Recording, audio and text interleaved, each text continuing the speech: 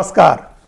संसद के बजट सत्र का दूसरा चरण पूरी तरह से बेकार होता लग रहा है और अगर ऐसा हुआ तो यह पहली बार होगा जब सत्ता पक्ष के हंगामे की वजह से, जब सत्तारूढ़ दल के हंगामे की वजह से संसद की कार्यवाही नहीं चल पाएगी और पूरा सत्र धुल जाएगा। इससे पहले कई बार ऐसा हुआ है कि विपक्ष के हंगामे की वजह से सत्र नहीं चल सका है और वो विपक्ष कोई भी रहा है। भारतीय जनता पार्टी भी जब विपक्ष में थी, 2010 की बात है, पूरा सत्र नहीं चलने दिया था भारतीय जनता पार्टी ने।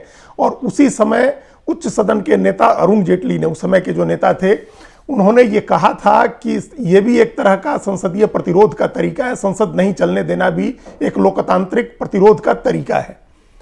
तो ये विपक्ष के लिए कहा जाता है। विपक्ष के हंगामे की वजह से संसद नहीं चलता है और ऐसा कई बार हो चुका है कि संसद नहीं चल पाई और दोनों सदनों में हंगामा रहा, विपक्ष ने संसद नहीं चलने दिया।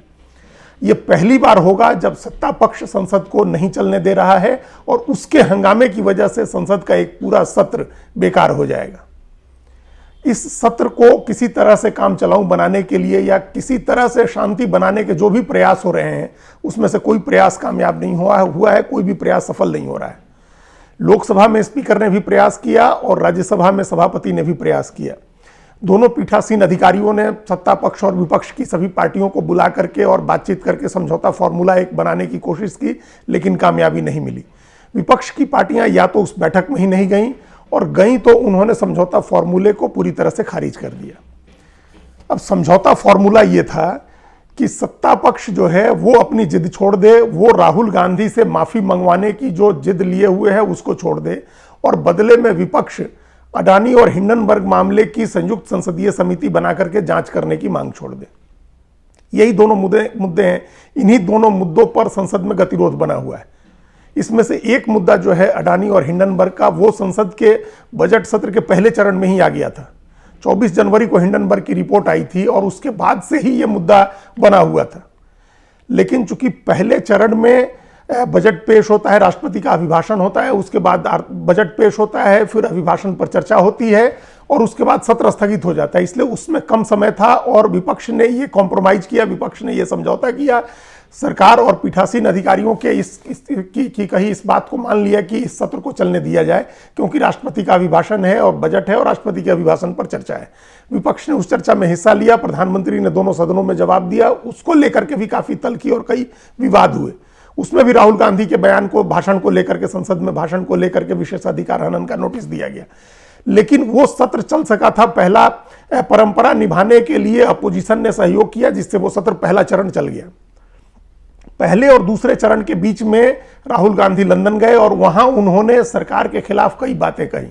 उन्होंने लोकतंत्र कमजोर होने की बात कही, केंद्रीय एजेंसियों के दुरुपयोग की बात कही, उन्होंने संस्थाओं पर कब्जा किए जाने की बात कही, पार्लियामेंट में नहीं बोले जाने की बात कही, ये सब कई बातें कही उन्होंने। इसमें से विपक्ष ने एक रणनीति के तहत, विपक्ष मतलब कांग्रेस का विपक्ष यानी जो लोकसभा में सत्ता पक्ष है, भारतीय जनता पार्टी ने इसमें से दो मुद्दे पकड़े कि राहुल गांधी ने संसद में माइक बंद किए जाने और नहीं बोलने देने की बात कही है और लोकतंत्र के कमजोर होने की बात कही है। दोनों बातें देश का अपमान है और इसके लिए राहुल गांधी को माफी मांगनी चाहिए। ये बीजेपी ने पहले दिन से लाइन पकड़ी है। जिस दिन संसद का दूसरा बजट सत्र का दूसरा चरण शुरू हुआ, यानी 13 मार्च से बीजेपी ने इस लाइन को पकड़ा हुआ है। और दूसरी ओर विपक्ष, कांग्रेस पार्टी और उसके साथ की 15-16 विपक्षी पार्टियां इस बात पर अड़ी हैं कि अडानी और हिंडनबर्ग मामले की जांच संयुक्त संसदीय समिति से कराई जाए।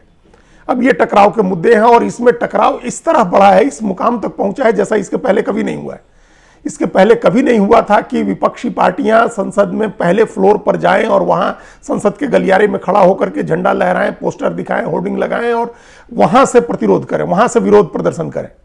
इसके पहले संसद भवन के परिसर में जो महात्मा गांधी की प्रतिमा है उसके सामने बैठ करके अपोजिशन के लोग अपना विरोध प्रदर्शन करते थे। यह पहली बार हुआ जब मंगलवार को संसद की कार्यवाही स्थगित हुई तो सारे विपक्षी सांसद पहली मंजिल पर चले गए और वहां के गलियारों में खड़े होकर के उन्होंने विरोध प्रदर्शन किया। दूसरी ओर सरकार लगातार सत्ता पक्ष की तरफ से, सत्ता पक्ष भी पीठासीन अधिकारी की बात नहीं मान रहा है, जिसकी जिम्मेदारी होती है, सरकार की जिम्मेदारी होती है संसद का सुचारू संचालन करना, लेकिन सरकार खुद ही, सरकार के सांसद इस बात का विरोध कर रहे हैं कि राहुल गांधी की माफी मांगने की मांग कर रहे हैं और उसको लेकर के संसद की कार्यवाही नहीं चलने दे रहे हैं। अब सवाल है कि ये जो फॉर्मूला है, उस फॉर्मूले में दोनों में से कोई राजी नहीं है और ऐसा ऐसा सिर्फ इसलिए है क्योंकि ये दोनों मुद्दे जो हैं वो दोनों पार्टियों के लिए, दोनों पक्षों के लिए बड़ा राजनीतिक मुद्दा है।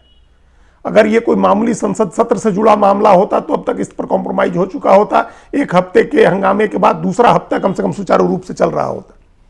लेकिन चूंकि यह बड़ा राजनीतिक मुद्दा है और आगे आने वाले चुनाव में इसका इस्तेमाल किया जाना है, इसलिए यह लगभग तय है कि कोई पार्टी अपने स्टैंड से पीछे नहीं हटेगी। सरकार को इस बात से कोई फर्क नहीं पड़ता है कि संसद चलती है या नहीं चलती है। पहले भी नहीं फर्क पड़ता था, पहले भी संसद के अंदर छोटी छोटी बातों पर हंगामा होता है और जो बड़े काम है उस हंगामे के बीच चुटकियों में निपटा दिए जाते हैं। आजकल विधायी कामकाज में कोई समय नहीं लगता है, वो हंगामे के बीच बिना किसी बहस के, बिना किसी चर्चा के पास हो जाता है। जैसे अभी हुआ, मंगलवार को भारी हंगामे के बीच भारत सरकार ने 1,48,000 करोड़ रुपया अतिरिक्त खर्च करने की मंजूरी ले ली सदन से। लोकसभा में इसका प्रस्ताव आया और ये जो इसको सप्लीमेंट्री डिमांड ऑफ ग्रांट्स बोलते हैं, जो अनुपूरक मांगे होती है, अनुदान मांगे, अनुपूरक अनुदान मांगे हैं, वो 1,48,000 करोड़ का था और उसको आनन फानन में लोकसभा ने मंजूर कर लिया। इसी तरह से मंगलवार को ही लोकसभा में जम्मू कश्मीर का बजट आया, केंद्र शासित प्रदेश जम्मू कश्मीर का बजट आया और चुटकियों में पास हो गया। इसमें सरकार को कोई दिक्कत नहीं हो रही है, इसलिए सरकार को आगे भी कोई दिक्कत नहीं होनी है। इस सत्र में वित्त विधेयक पास होना है, उसको भी इसी तरह हंगामे में पास करा लिया जाएगा। इस सत्र में कुल 35 विधेयक आने थे, कुछ लोकसभा में कुछ राज्यसभा में। कोई भी विधेयक नहीं आएगा तो सरकार को कोई फर्क नहीं पड़ता है, और अगर कोई बहुत जरूरी विधेयक होगा जो किसी चीज की, किसी वजह से, किसी एजेंडे के तहत जरूरी होगा, तो उसको इसी आनन फानन में हंगामे के बीच पास करा लिया जाएगा। न सत्ता पक्ष को मतलब है, न विपक्ष को मतलब है कि इस देश के 140 करोड़ लोगों की किस्मत तय करने वाली जो बातें हैं, जो विधेयक हैं, जो कानून हैं, उन पर बारीकी से चर्चा होनी चाहिए। किसी को इसकी परवाह नहीं है। तो ये विधायी कामकाज तो इसी तरह से हो जाएंगे। अब ये दोनों पक्षों ने जो मुद्दे उठाए हैं, ये राजनीतिक एजेंडा है और इस पर चुनाव लड़ना है, राजनीति में इसका इस्तेमाल करना है, इसीलिए इस पर समझौता होने की गुंजाइश कम है। भारतीय जनता पार्टी को लग रहा है कि उसने जो मुद्दा पकड़ा है उससे उसको दो फायदे हो रहे हैं, या दो फायदे हो सकते हैं। पहला फायदा तो यह है कि अडानी और हिंडनबर्ग की जो रिपोर्ट है, जिसको लेकर के विपक्ष इतना हमलावर है और जिसको लेकर के जनता के मन में भी कहीं ना कहीं सवाल उठ रहे हैं, उस पर से ध्यान हट जाएगा। अडानी का मुद्दा कोई मामूली मुद्दा नहीं है, उसको लेकर के बहुत सारी बातें, नई बातें आ रही हैं। जिस एक कंपनी के इन्वेस्टमेंट की बात थी कि बाहर एक ऑफशोर कंपनी ने इन्वेस्ट किया है, वो कंपनी रक्षा सौदे में भी पार्टनर है। तो इस तरह की बातें खुलेंगी तो कई बातें और आएंगी, इसलिए सरकार नहीं चाहती है कि उस पर ज्यादा फोकस रहे। तो अगर हंगामा होता रहता है राहुल गांधी के बहाने, तो उस पर से फोकस, ध्यान हटा रहेगा। और दूसरा फायदा यह है कि जो राष्ट्रवाद का एजेंडा है, राष्ट्रवाद का मुद्दा है बीजेपी का, उस मुद्दे को इसे धार मिलेगी। राहुल गांधी को इसी बहाने देश विरोधी साबित किया जाएगा। उन पर यह इल्जाम लगाया जाएगा कि वो विदेश में जाकर के भारत का अपमान करते हैं, वो विदेश में जाकर के दुनिया के दूसरे देशों से भारत के आंतरिक मामलों में दखल देने की अपील करते हैं। तो ये एक बड़ा आरोप होता है और राजनीति इससे बड़ी प्रभावित होती है। आम लोगों के दिमाग में अगर ये बात आई कि राहुल गांधी देश के बाहर जाकर के देश का अपमान करते हैं या दुनिया की दूसरी ताकतों से अपील करते हैं कि वो आकर के भारत के आंतरिक मामलों में हस्तक्षेप करें ताकि नरेंद्र मोदी को हटाया जा सके, तो ये बात कांग्रेस के लिए बहुत नुकसानदेह हो सकती है और बीजेपी के लिए बहुत फायदे की बात होगी। तो ये दो फायदे इस एजेंडे से बीजेपी को मिल रहे हैं और ये तय मानिए कि संसद का सत्र अगर समय से पहले भी खत्म हो जाता है, इस हंगामे की वजह से विधायी कामकाज जल्दी निपटा करके और 6 अप्रैल तक जाने के बजाय पहले ही सत्र खत्म हो जाता है, तब भी यह मुद्दा खत्म नहीं होगा। कर्नाटक में अगले 2 महीने में चुनाव होने हैं, उस चुनाव में यह मुद्दा उठ सकता है और उसके बाद जितने भी चुनाव होने हैं उन चुनाव में भी यह मुद्दा उठाया जा सकता है। राहुल गांधी को देश विरोधी साबित करने का एजेंडा या मुद्दा अभी खत्म नहीं हो जाएगा संसद सत्र के साथ। इसी तरह से विपक्ष ने जो मुद्दा पकड़ा हुआ है, अडानी और हिंडनबर्ग का जो मुद्दा है, वो भी संसद सत्र के साथ खत्म नहीं हो जाएगा। संसद में चर्चा हो या न हो, जेपीसी बने या न बने, और जो सुप्रीम कोर्ट ने कमेटी बनाई है वो कमेटी चाहे जो भी रिपोर्ट दे, यह मुद्दा खत्म नहीं होगा, यह मुद्दा चलता रहेगा। क्योंकि विपक्ष को लग रहा है, कांग्रेस पार्टी को लग रहा है कि उसके हाथ में बोफोर्स जैसा कोई बड़ा मुद्दा आ गया है। उसको लग रहा है कि यह मुद्दा लोगों को अपील करेगा, लोग इस बात पर विश्वास करेंगे, क्योंकि यह आर्थिक मामला है और लोगों के आर्थिक हित से भी जुड़ा हुआ मामला है।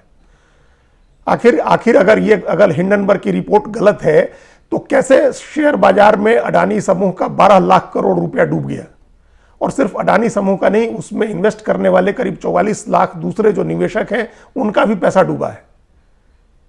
तो ये चीज लोगों को अपील कर सकती है, अगर विपक्ष इसमें कामयाब होता है कि वो लोगों को समझाए कि एक खास कारोबारी घराने को सरकार की तरफ से मदद मिलती है या उसको बचाने की कोशिश हो रही है, तो विपक्ष को लग रहा है कि ये बोफोर्स जैसा मुद्दा हो सकता है।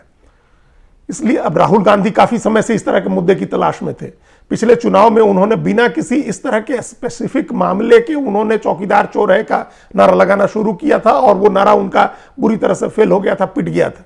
भारतीय जनता पार्टी की सीटें और बढ़ गई थी 2019 के लोकसभा चुनाव में। इस बार राहुल गांधी को भी, कांग्रेस को भी और दूसरी विपक्षी पार्टियों को भी लग रहा है कि उनके हाथ एक ठोस मुद्दा लगा है, जिसके सबूत हैं, जिसके जो प्रत्यक्ष है, जो सामने दिख रहा है। शेयर बाजार की उथल पुथल हर आदमी को दिख रही है। हालांकि ये हो सकता है कि आगे आने वाले कुछ दिन में शेयर बाजार की स्थिति सुधर जाए और अडानी के शेयर भी सब अपने ट्रैक पर आ जाएं और सुप्रीम कोर्ट की कमेटी और सेबी की तरफ से ये रिपोर्ट आ जाए कि किसी तरह की गड़बड़ी नहीं हुई है। ये हो सकता है, लेकिन इसके बावजूद विपक्ष ये मुद्दा छोड़ेगा नहीं, क्योंकि उसको लग रहा है कि ये एक बड़ा मुद्दा है। इसलिए इस बात को ऐसे समझें कि जो संसद में अभी हंगामा हो रहा है या कार्रवाई नहीं चल पा रही है, उसका संसद की गतिविधियों से या इन मुद्दों से कोई लेना देना नहीं है। उसका सीधा लेना देना राजनीति से है और चुनाव से है। इसीलिए दोनों पक्षों में से किसी को भी पीठासीन अधिकारियों के पदाधिकारियों के द्वारा दिया गया फॉर्मूला कबूल नहीं हो रहा है और किसी प्रयास के बाद से शांति नहीं बन रही है। विपक्ष कह रहा है कि सत्ता पक्ष की तरफ से कोई प्रयास नहीं किया जा रहा है और सत्ता पक्ष के लोग चाहते हैं कि राहुल गांधी माफी मांगे तभी कोई समझौता होगा। तो न राहुल गांधी माफी मांगने जा रहे हैं और न विपक्ष जेपीसी की मांग छोड़ने जा रहा है। इसलिए संसद के इस सत्र में ऐसा लग रहा है कि विधायी कामकाज जैसे तैसे निपटाएंगे, हंगामा चलता रहेगा और सत्र के बाद भी ये दोनों मुद्दे चलते रहेंगे। धन्यवाद।